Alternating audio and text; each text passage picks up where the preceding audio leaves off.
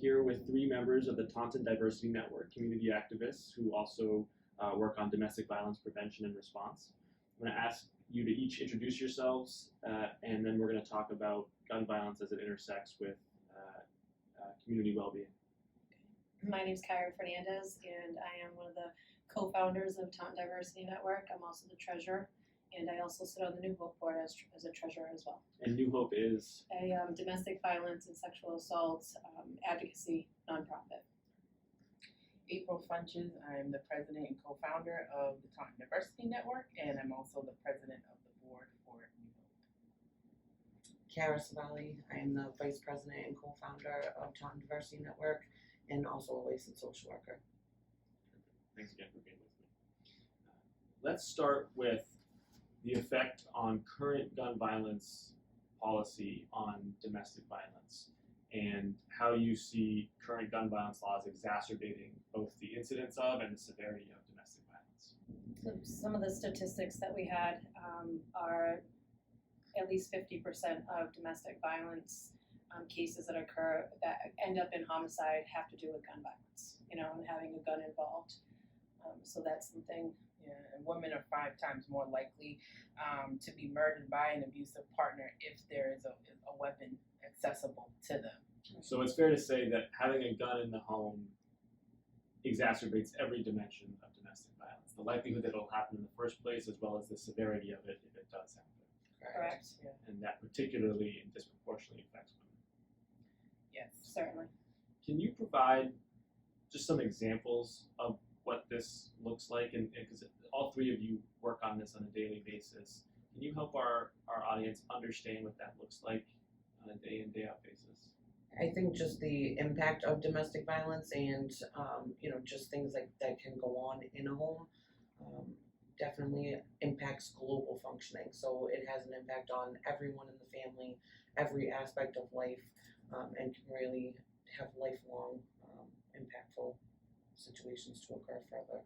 And also, it's known that if there is domestic violence that happens in a household in a lifetime, that can also be directly correlated to mass shootings, and people who are involved with mass shootings probably were witness to domestic situations in their upbringing or different things of that nature. So it kind of all ties in and creates, again, a cycle of violence that we continue to see in our communities. The history of violence against women is a major predictor for mass shootings, being the Yes. perpetrator of mass shootings, for sure. What effect does this have on children in the home? Tremendous effect. I think that when you see abuse generally, a lot of times it doesn't start in just that one generation. It tends to be a generational curse that happens over time, from family to, situation, grandmother to mother to daughter and on. So I think it's important for us to work on the mental health that's involved with these kind of circumstances for children in the home that are also victims of the domestic violence, because even if it's ancillary to the mother or, person that's being abused in the home, the children are always affected, So mental health advocacy for not only just those that are abused, but for the children that are abused and witness abuse, is super important. And we had a discussion in February for our maternal health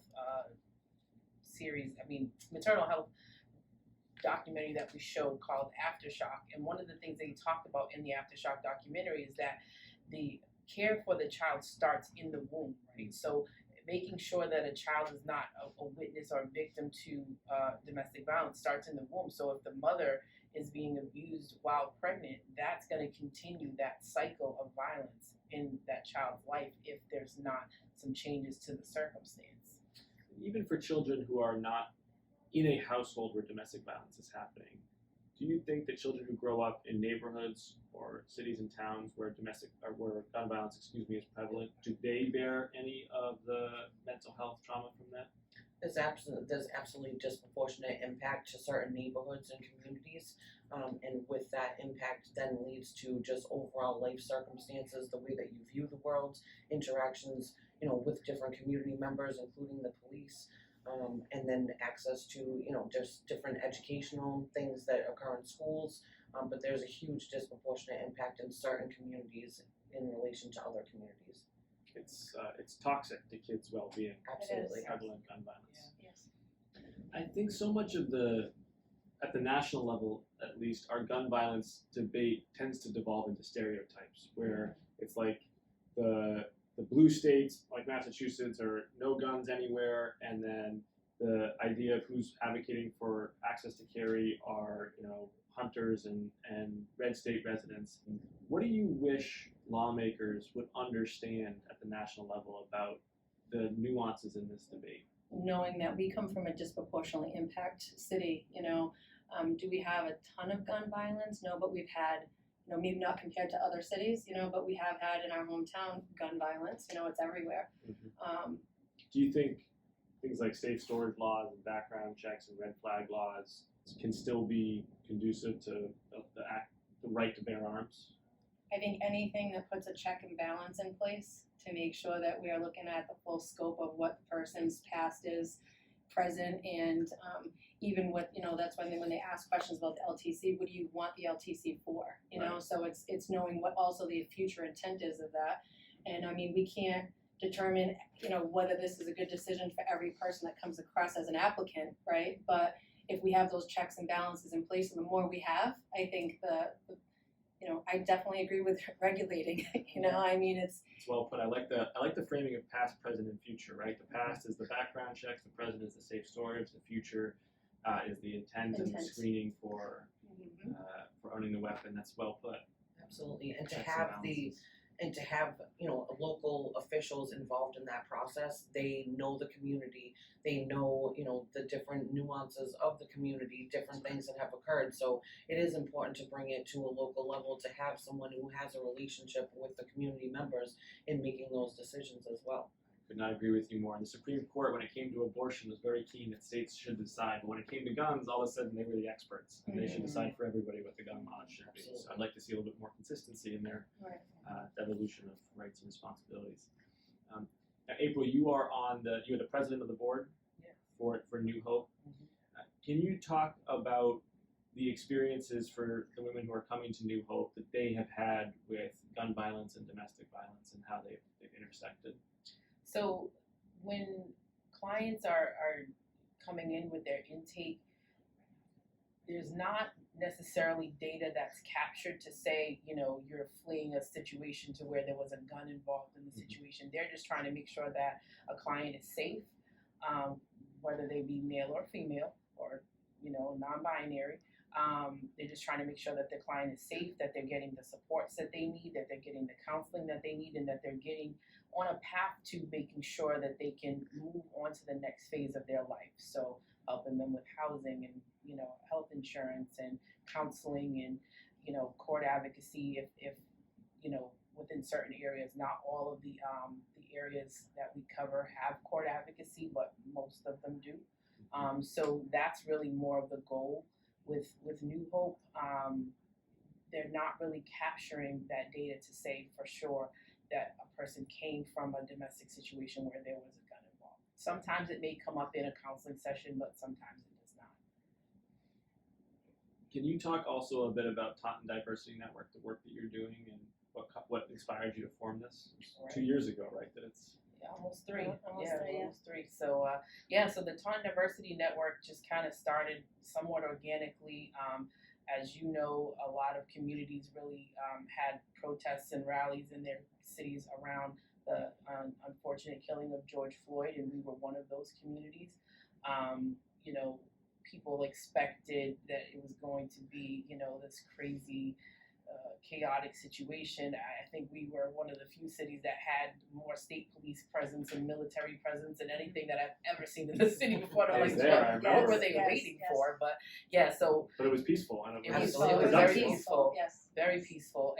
And so from that peaceful protest, a group of folks that, again, we all either went to school together or knew each other through different relationships, got together, and we just basically said, like, enough is enough. Like, we feel like we need to do more in our city. Like, there's been, multiple opportunities where folks have felt like they've been discriminated against or forgotten about. We don't have representation with regards to minority representation with our city council, our school committee, just in general. Like, the landscape of who runs our city was generally mostly mostly white men and then some white women. So we were looking for more representation. We're looking for more opportunities for business ownership and helping, support minority businesses, whether it's a woman-owned business or Black or Latino-owned, whoever. We just wanted to really see that people in the community had representation and that they had someone also advocating for them. What it comes down to is that we want to be the voice for the community. So even if the community didn't elect us per se, we're there for the community. We are our own board. We are our own council. So as that relates to gun violence, are there areas of gun ownership policy and gun violence prevention where you think communities of color are being not heard and what their viewpoints are, and how would you want to frame what you think needs to be understood better about that?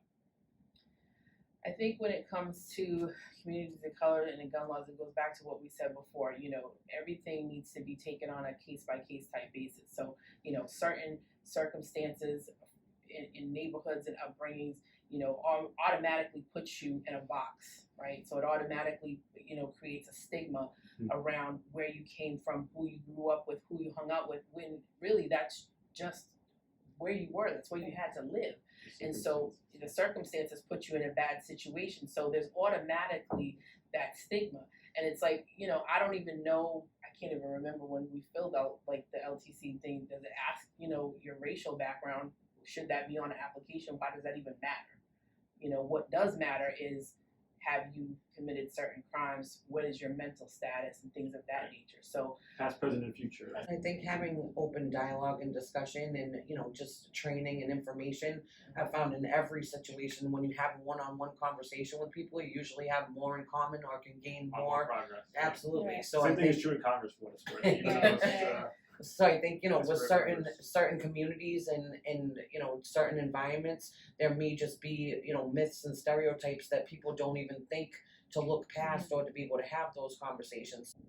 one thing I think we did talk about in the car actually right before we got here was, we hope that in the future, when we grow our organization and funding and things of that nature, that we would like to be, a community support if there were a tragic situation to happen in the city and it involved gun violence. What was it that you called it? Critical responder, Like a critical response. critical incident responder. Yes. And that makes a ton of sense, and it ties into an increasing realization that we need sub 911 response for different issues. And Colorado's actually been doing some interesting policy on this at the state level for some mental health response issues, for school response issues. It may be that you don't need the police response, you need a specialized sub 911 response. Absolutely. Particularly PR services. Actually, Taunton is one of the first communities to have the CCIT.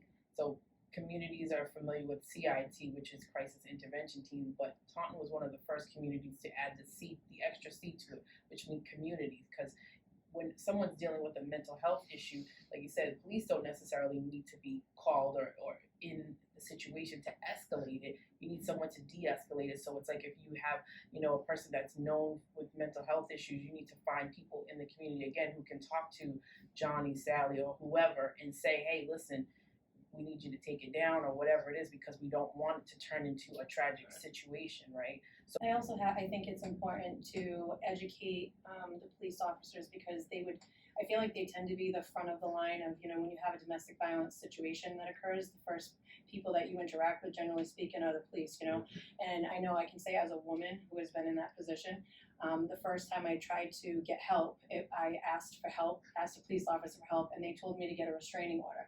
And to me that system's flawed, because a person who has a weapon who wants to use that weapon on you, the piece of paper doesn't work, doesn't matter, right? So when people have mental health issues, they generally, because they already have a weapon or have abused you, they're not going to follow that piece of paper or that rule. So I think it's important that the police are educated in some sort of respect to network with people like us, like we were saying, a critical, somebody who's in that critical position that can help that person, male, female, whatever it is, if they come into the police station, maybe that, you don't just advise them to get a restraining order, but you put them with a resource that can actually help to try to give some protection or advice or counseling or something shelter. immediately, shelter, provide resources immediately, so it's not something, at least it's, you can't make people walk through the door, but you can show them that the door is there, right? So I think it's important to bridge that gap in a way so that it's not a dead resource, because it doesn't always work. That system is flawed, and that's probably part of the reason we have 50%